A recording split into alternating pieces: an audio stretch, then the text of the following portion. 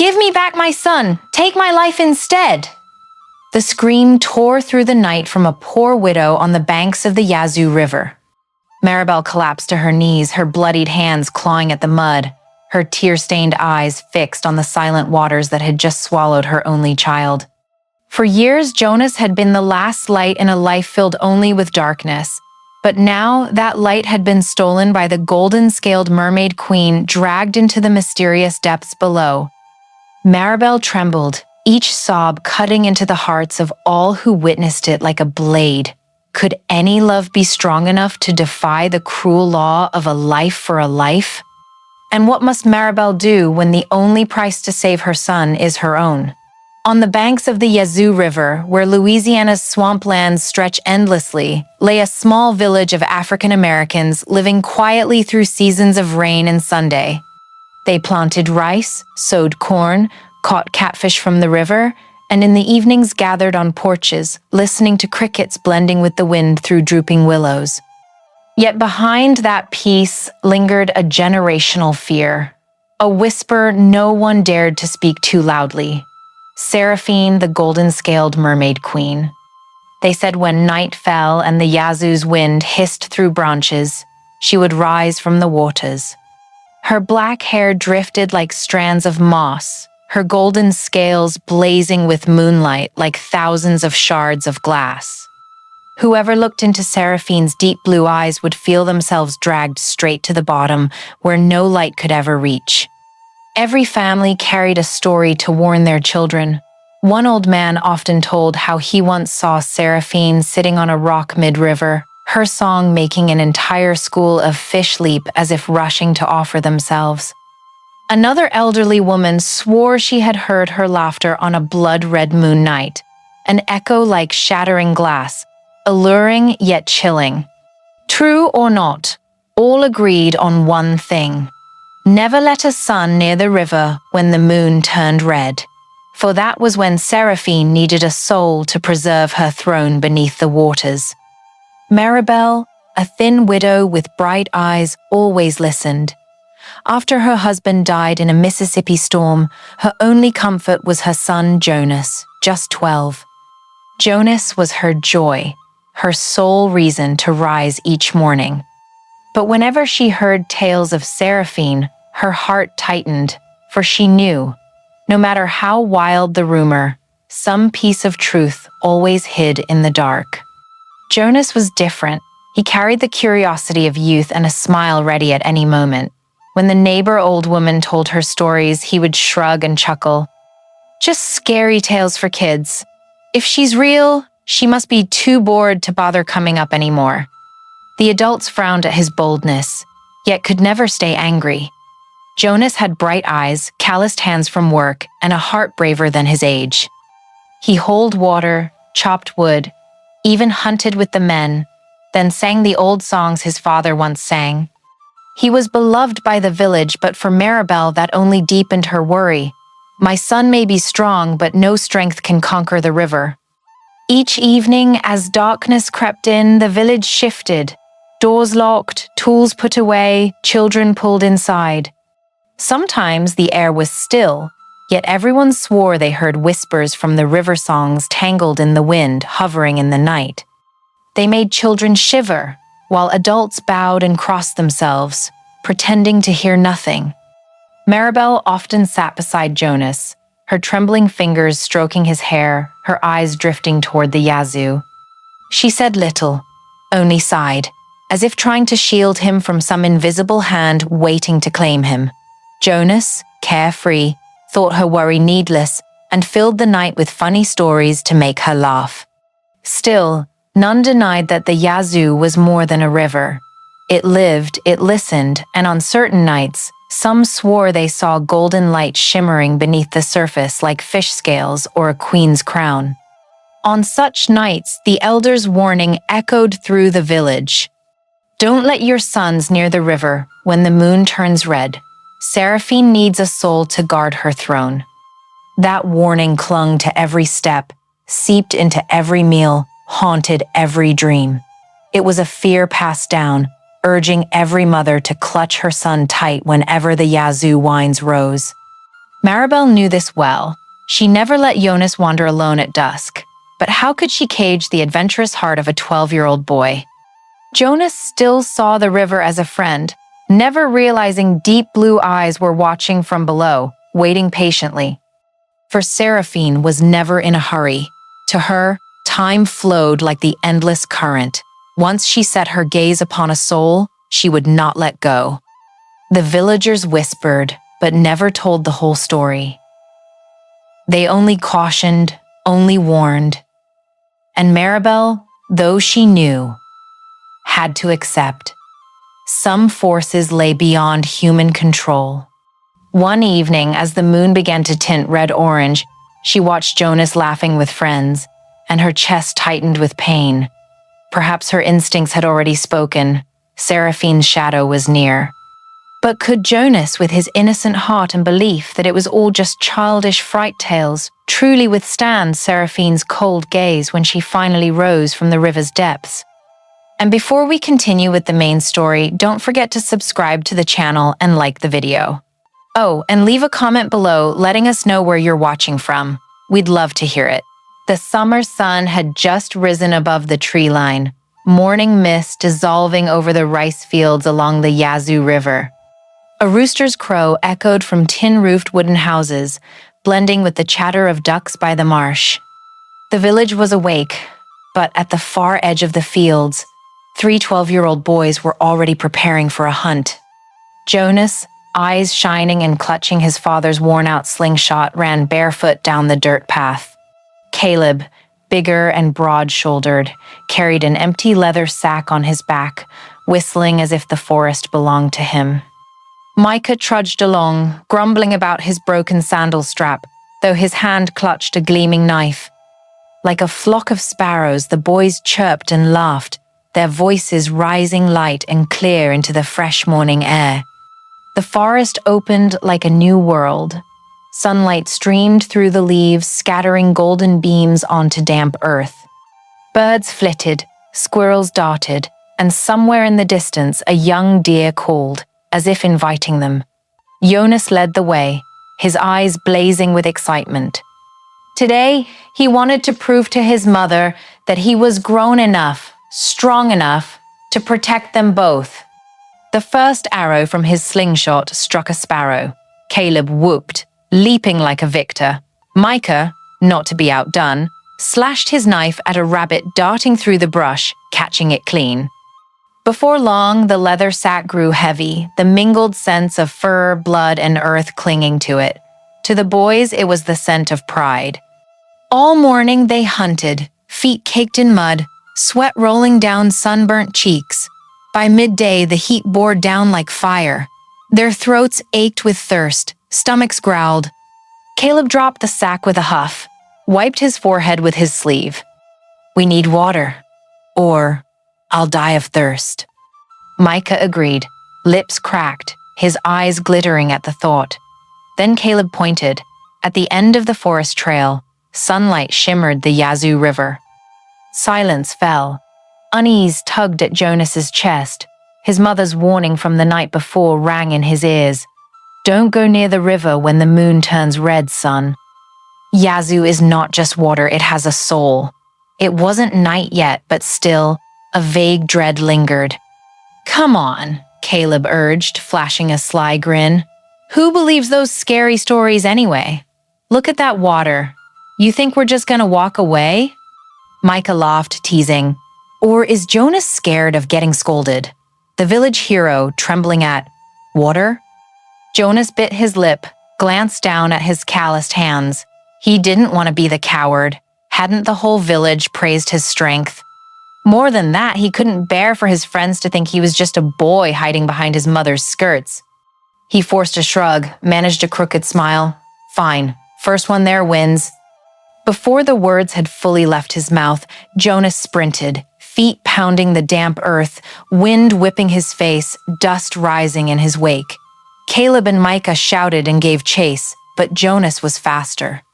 His heart thumped wildly, not just from the run, but from the wild joy of a child who felt he had just outrun his fear. The river came into view.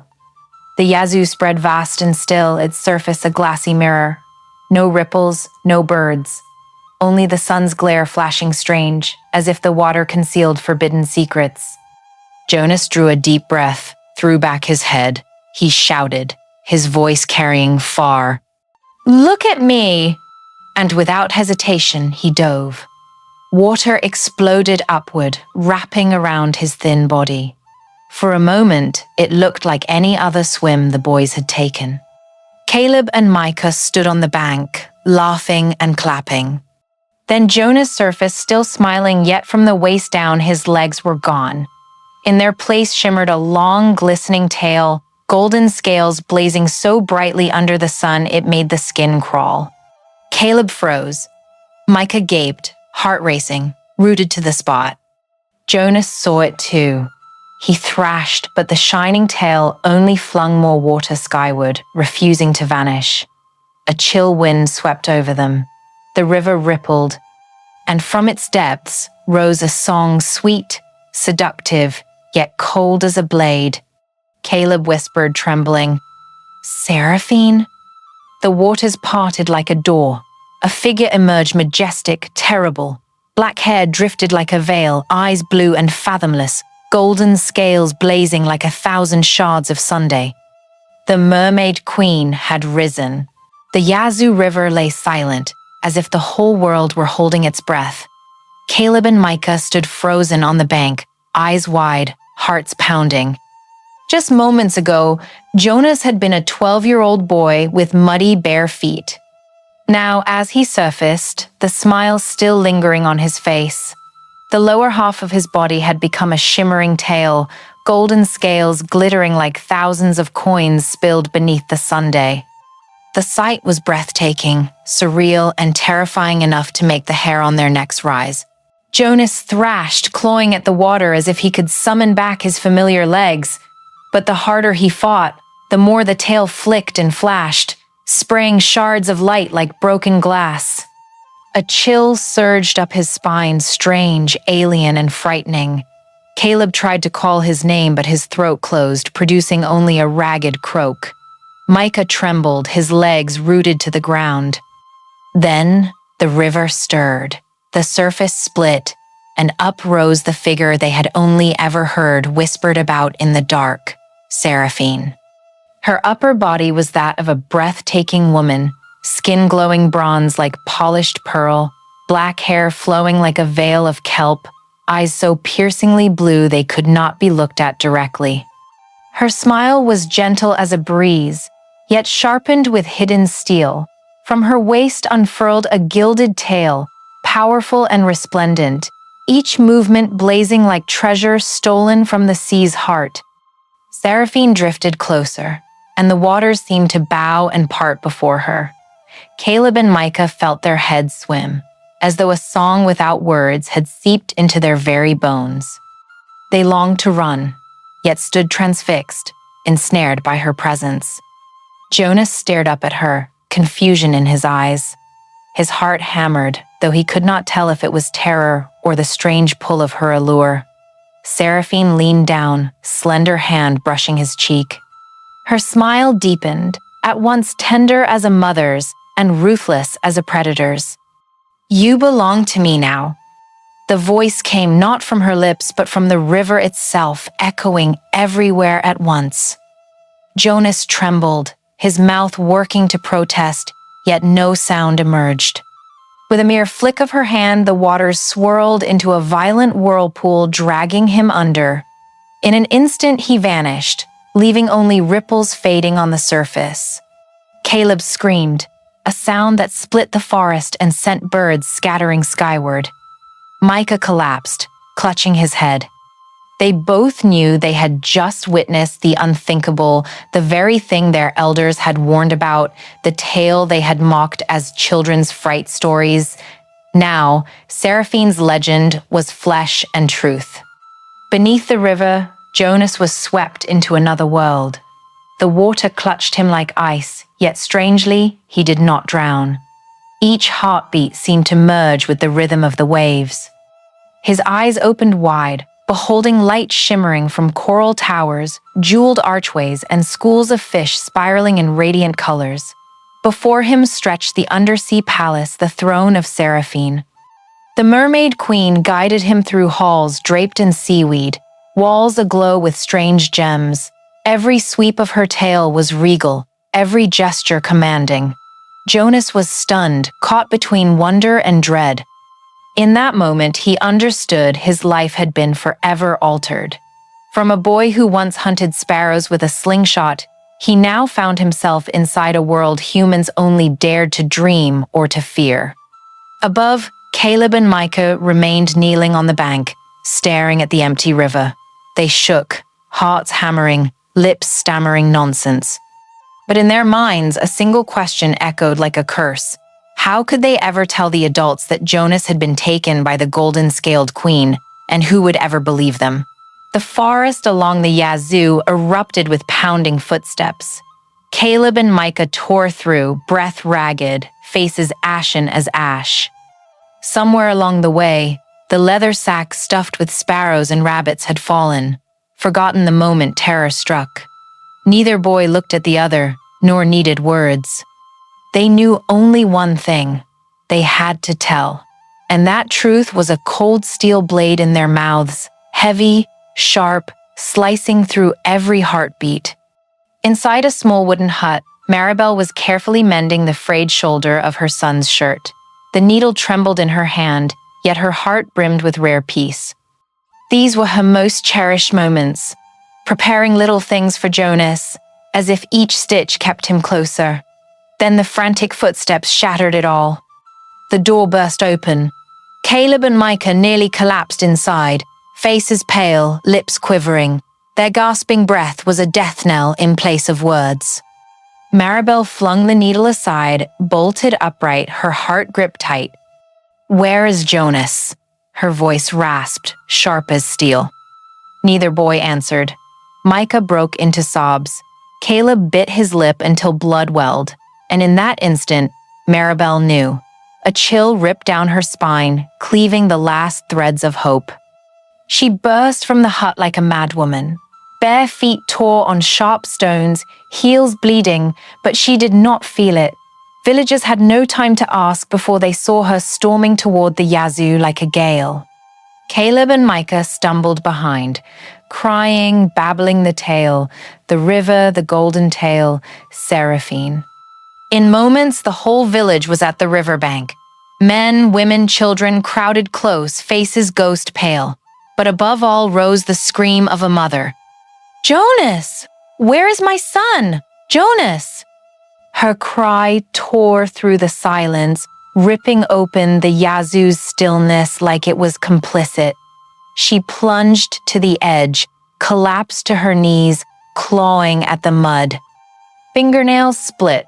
Dirt flew, but she would not stop. Each handful was a stab into her own heart, as if digging deep enough might bring her boy back. Men rushed to hold her, gripping shoulders, pinning arms, but Maribel shrieked, thrashing like a beast cornered. "If the mermaid has taken him, then let me go too. I will follow him, even to the deepest depths." Her cry silenced the village. Even children known for wailing shrank quiet, clinging to their mothers' skirts. The elders met eyes, heavy with sorrow. All knew the unthinkable had come. Seraphine had claimed Jonas. The villagers gathered close, some reaching hands in comfort. An old woman croaked, "Child, you must live. Jonas would not want to see you like this." But the words were nothing, swept away. Maribel's sobs split into raw, jagged sound, breaking every heart.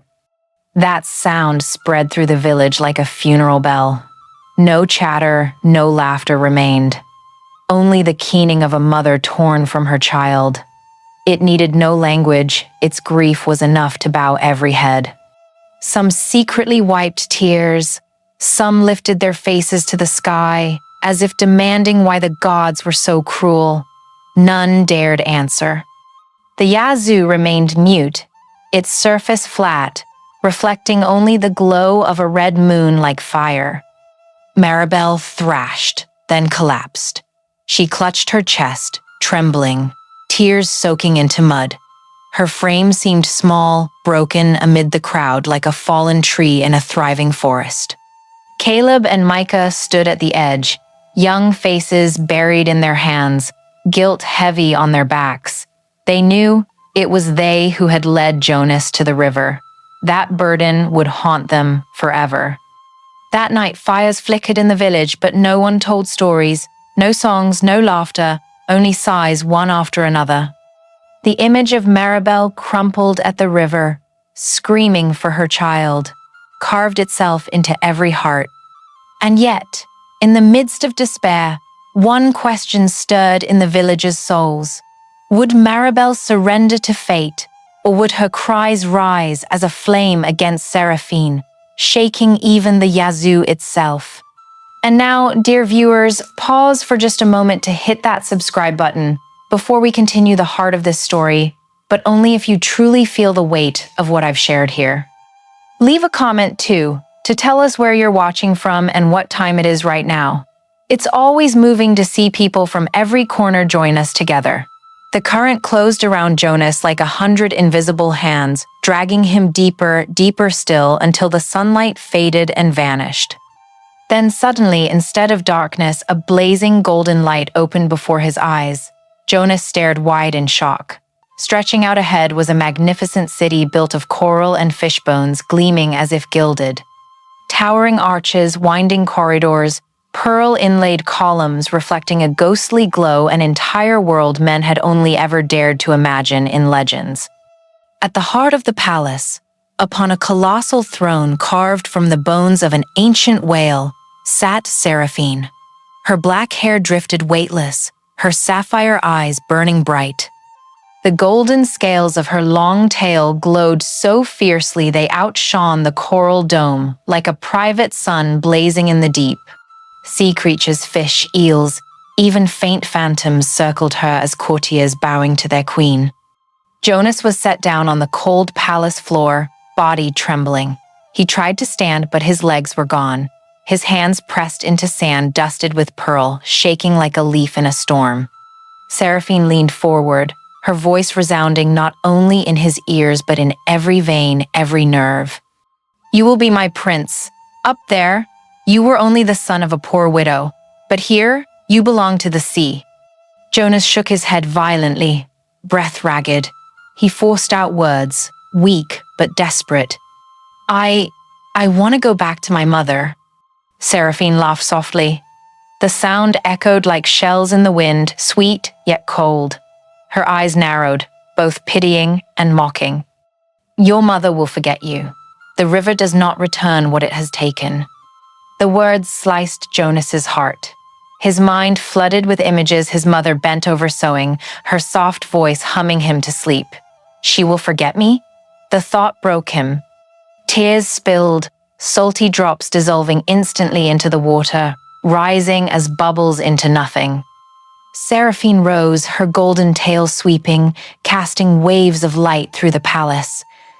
The creatures shuddered, retreating, as though all of them bowed before an unspoken command.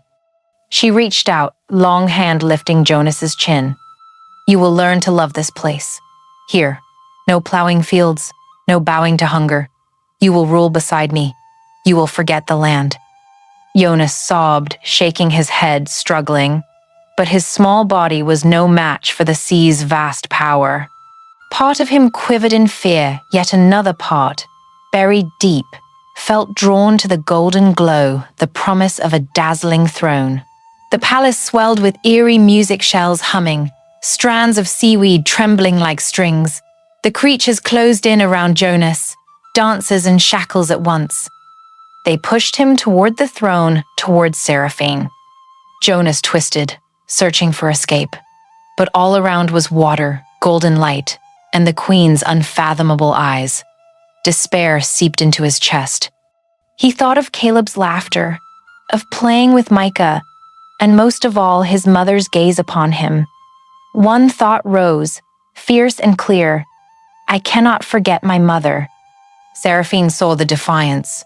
She tilted her head, lips curving in a smile, half amusement, half challenge.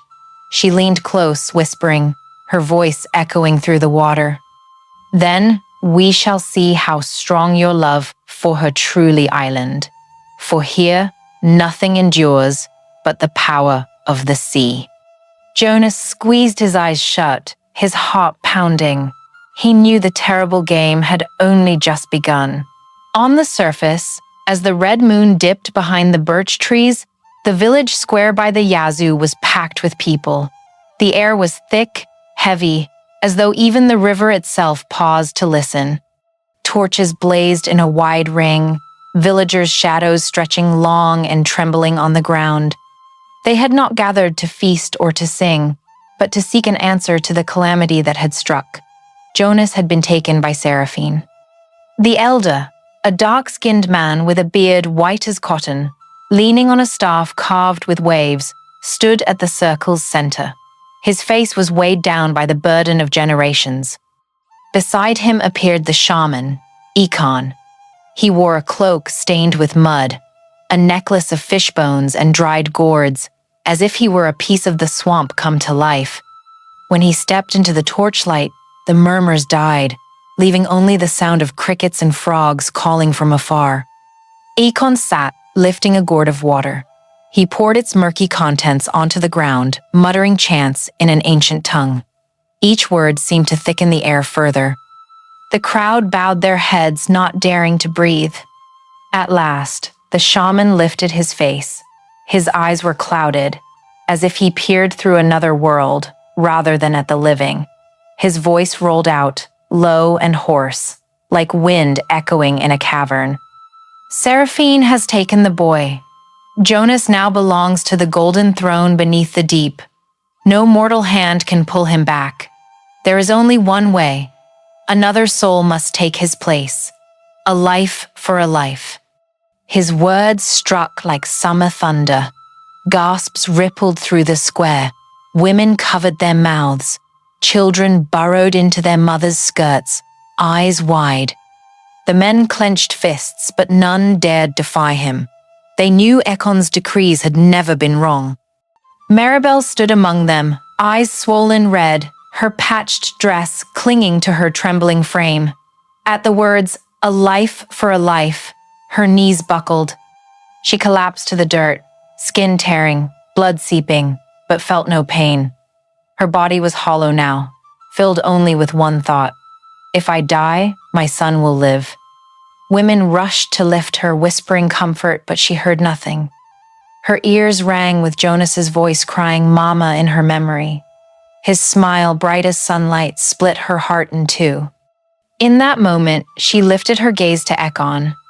Her lips trembled, but her eyes gleamed with quiet resolve. She knew no villager would volunteer.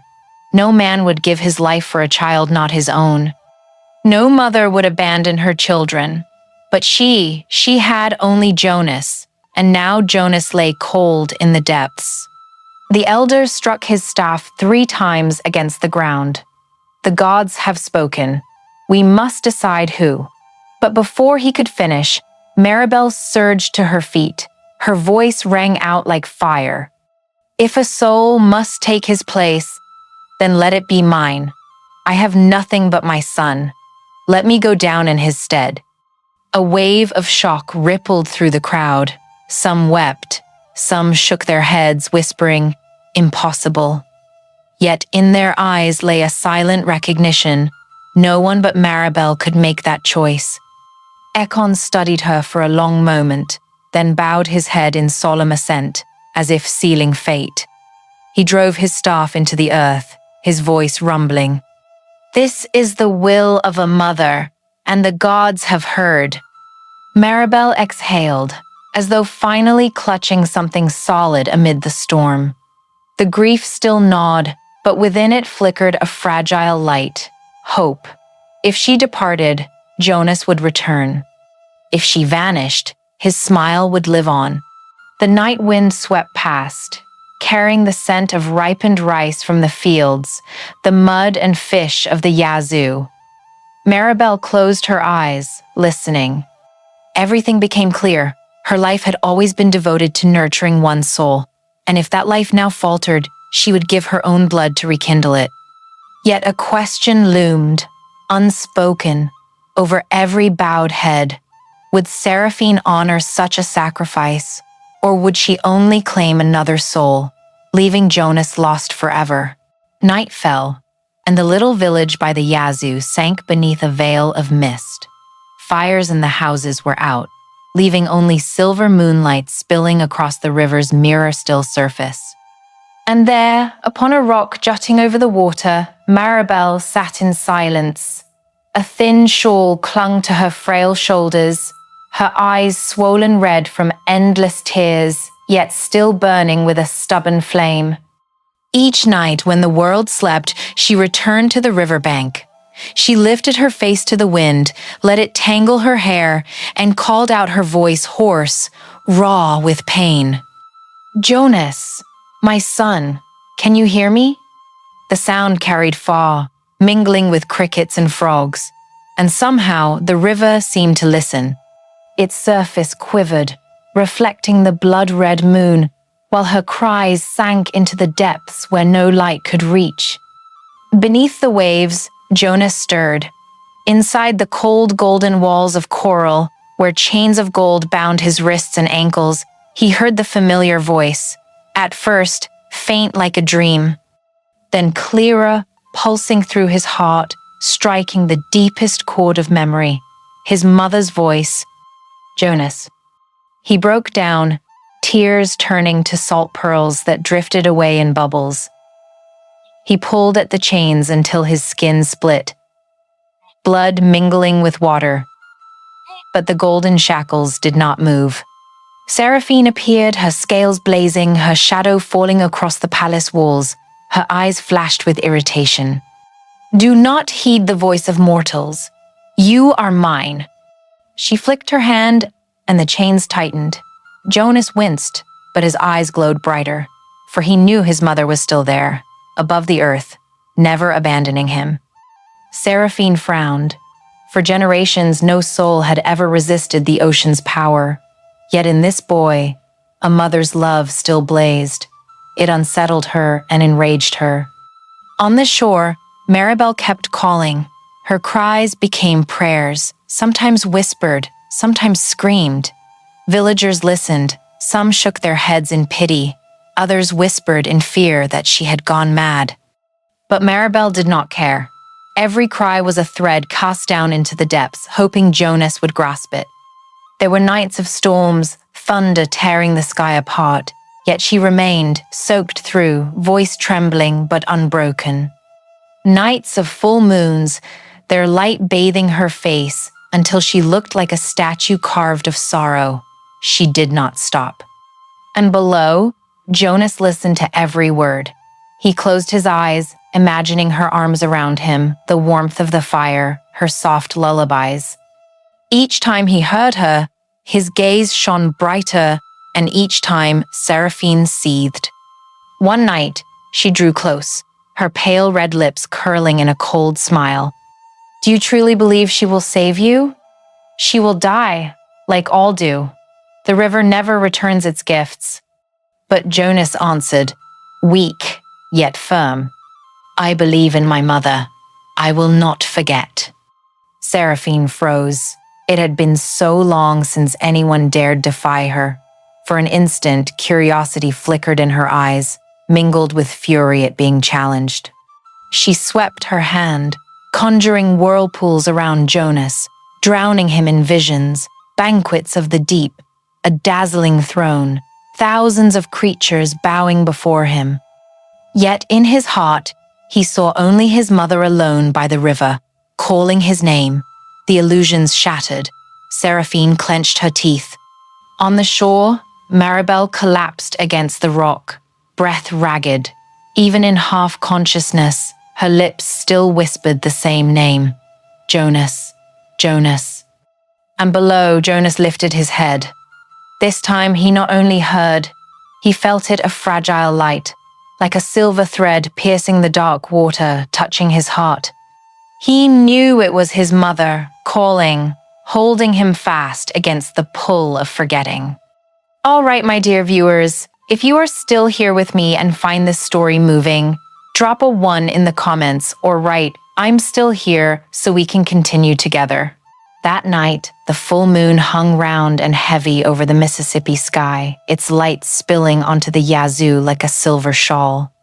The swamps whispered all around, the wind carrying the scent of wet earth and wild grass mingled with the chorus of frogs and insects, a mournful symphony. Across that backdrop came the solitary rhythm of footsteps, slow and steady, making their way to the river's edge. Maribel walked on, draped in an old, faded garment, her bare feet sinking into the cold mud. She no longer wept as she had on nights past. Tears had lost their meaning. Her cries could stir the hearts of men, but never softened seraphine's. Tonight she came not as a mother begging, but as one who had accepted her fate bearing only a final purpose, to surrender herself so that Jonas might return. In her mind, memories rose, vivid enough to touch. Little Jonas, his soft hand gripping hers on his first day of school. His laughter running through the rice fields, cheeks smeared with dirt but glowing bright. And that fateful night he did not return, leaving behind a cavernous silence in a home already too empty. Now those memories were her light, guiding her into the dark. When she reached the rock where she had wept and called 100 times, Maribel stopped. The moon cast her reflection on the river, frail, hair unkempt, like a soul already fading. She did not beg. She only stood, eyes fixed on the waiting water. The river stirred. From its depths, a blinding golden light surged upward, spiraling in great circles. Wind roared, bending trees on both banks.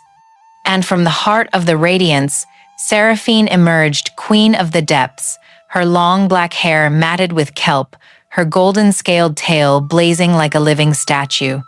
Her eyes shone deep blue, breathtaking yet sharp as blades. Maribel did not step back. She felt her feet sink into the cold current, as though unseen hands drew her in.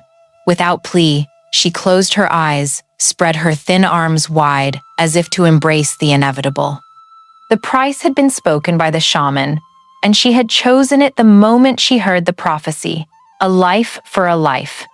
Silence held for a heartbeat, broken only by the furious whirl of water. Then a beam of light unfurled from Seraphine's hand, wrapping Maribel's body. Cold pierced her bones, but her heart grew light, as though a crushing weight had been lifted. In that instant, she thought of Jonas, his bright eyes, his innocent laughter, the warmth of his small hand. If her death could bring him back, she would accept it. Below, within coral walls twined with fish bones, Jonas jolted awake. The golden shackles that bound his wrists began to crack. He felt a warmth flow into him from far above, like familiar arms embracing him. Tears welled as he whispered, almost without knowing, "Mama." The chains shattered. The entire undersea palace shook. Seraphine's eyes flared with fury and disbelief.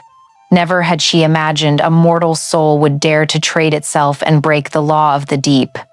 On the surface, Maribel sank fully into the radiant vortex. Her hair fanned out, her old garment billowed like a tattered sail. In her final moment, she opened her eyes, gazed at the blazing moon, and smiled peaceful, like a farewell. Then the light erupted. Waves soared, scattering droplets like falling stars. From afar, the villagers watched, many dropping to their knees, afraid to breathe.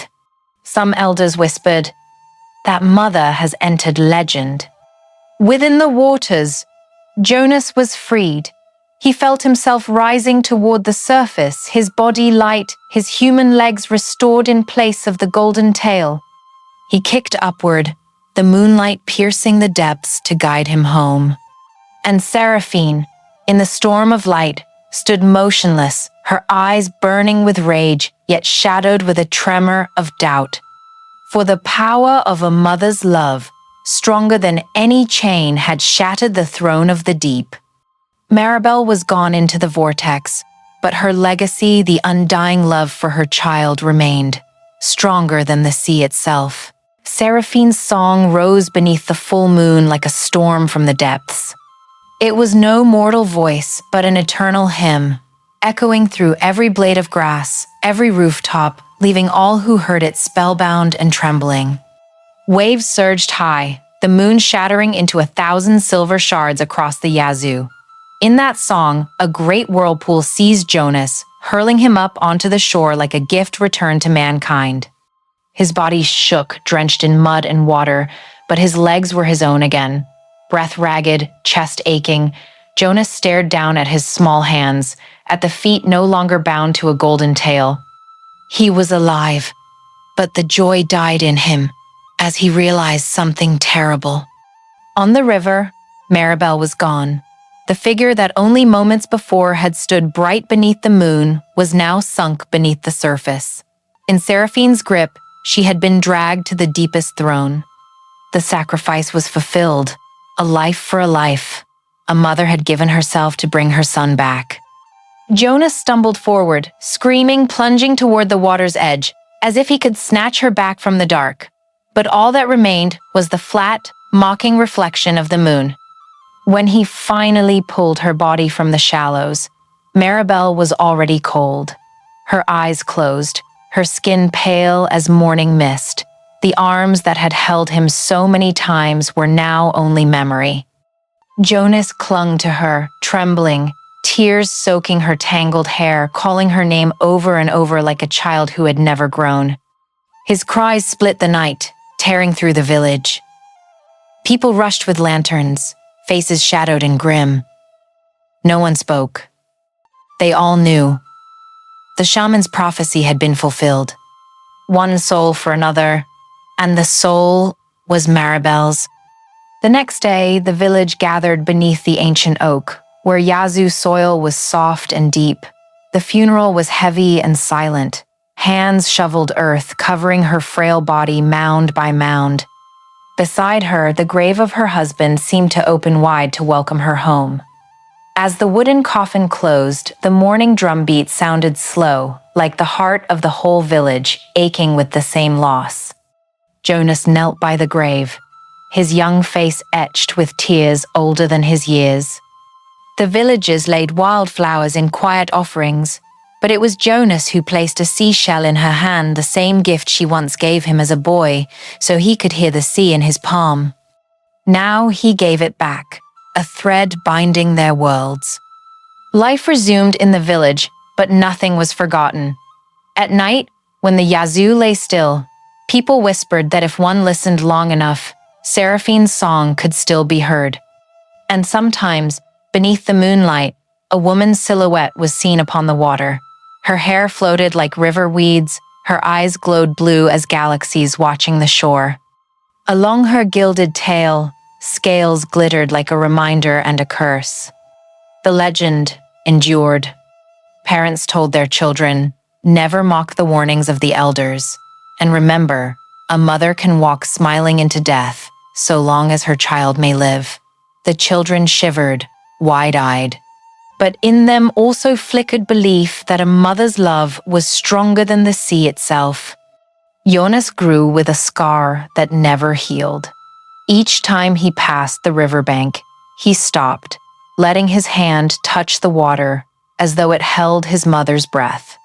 And sometimes, in dreams, he saw her smiling, nodding softly, whispering, "I kept my promise." From then on, the village by the Yazoo lived not only by fish, by rice, by swamp. They lived by a shared memory, the memory of an ordinary mother who became a legend. The legend of Maribel and Seraphine had ended, yet who could say if the Yazoo truly slept or if other souls still waited to be called by name? Beneath the ancient oak, Maribel's grave remains, silent as a monument to undying motherhood. The story seemed to have ended when she embraced death to return Jonas to life. But has it truly ended? The villagers whisper that on nights when the Yazoo lies still, Seraphine's shadow can still be seen on the water, her blue eyes fixed upon the shore. Some even swear they've heard her voice carried by the night wind, a song both sorrowful and fierce. Perhaps Maribel's sacrifice was not the end, but the beginning of a new chapter in fate. The lesson here is simple yet powerful. A mother's love is not bound by earth, sky, or the depths of the sea.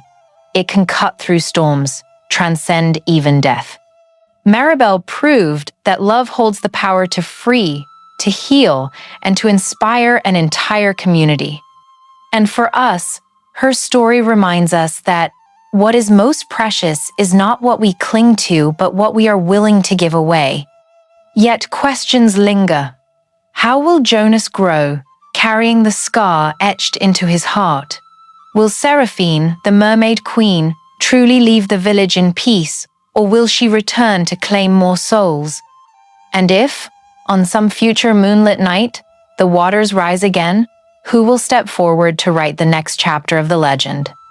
Dear viewers in the United States, if this story touched your heart, leave us a comment and tell us where you are watching from and what you feel. Do you believe a mother's love can overcome any force, even the deepest curses? And would you join us for part 2 to uncover the secrets still hidden beneath the Yazoo? Don't forget to hit like and share this story with your friends and loved ones so the message of love and sacrifice can reach farther. And remember to subscribe so you won't miss the next journey where the legend may not yet be finished.